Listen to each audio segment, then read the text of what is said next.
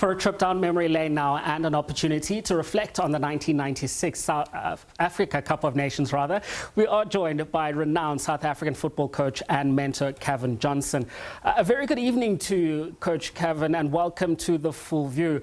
I just want to give you an opportunity to reflect and talk us through some of your favorite memories of that 1996 AFCON. Unbelievable, the day I think we were at the stadium with the School of Excellence, and knowing Neil Tovey personally was a big feather in our cap, because we were on the field and we watched the whole ceremony, and we realized that 96 was our year, and what a team they had, what a team Clive Barker put together for 96, and as South Africans we were very proud that time, because we were just coming into the world of international football, and here we are lifting a AFCON trophy. It was Bafana's debut at the tournament. How remarkable was it that they went all the way to go on and lift the trophy, also considering as well that they were in a group with powerhouses like Cameroon and Egypt? Look, I think the big up for us on that particular tournament stretch was that we had the School of Excellence, and at the School of Excellence they had a premises there that Clive Barker made the home for Bafana, and they were on that field all the time, and you know they were really together, and I don't know what he did or how he did it, but Clive Barker put together a team that I don't think we could come between them.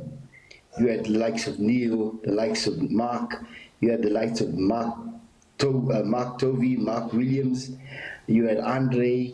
There were a lot of guys that played for different teams at different levels, but when they got together as Bafana, they were really close.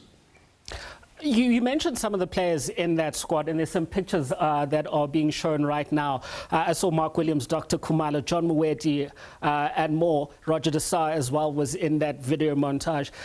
South Africa has fallen a little bit back since then, and you don't have instantly recognizable football stars in the same way, perhaps. How does South Africa get back to that, where, you know, a squad of 23, you are able to recognize all 23 in one go?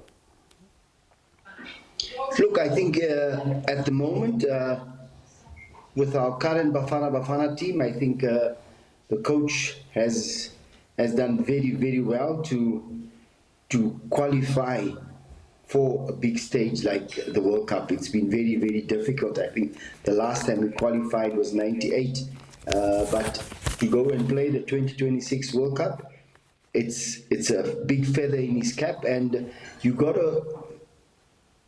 In one moment, I think you've got to say well done to Helman as well, because he was part of that 96 team, and he knows a little bit about how Clive put together a particular team. And when you look at this team that they put together now, yes, I think the team, most of them come from Sundowns or from Pirates. And when you look all over the world, a lot of teams, the majority of their teams, or the majority of the players, come from the teams within their country that is doing very well. So for me, I think they're on the right track. Yes, they'll include one or two new players leading up to the actual tournament, but I think they have a team right now that can compete, but they have to be very careful, because they are going to a South American team that is very difficult to beat at home. I want to go back to that 1996 squad just for a moment. And there have been assertions in South African football for quite some time that, you know, they should have been included in some of the more formal structures in South African football. You've been a coach for quite some time. You've mentioned your work with the the School of Excellence and the like. Do you think some of these squad members have been underutilized and perhaps should have had a bigger role to play between 1996 or the end of their careers up until this point?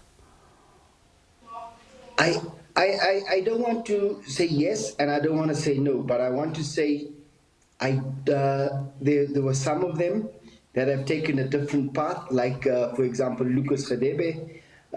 Helman has taken the path of coaching, I don't know if Neil was involved with coaching as well, whether they took him to the next level, and that's all to do with the current ownership of the South African football.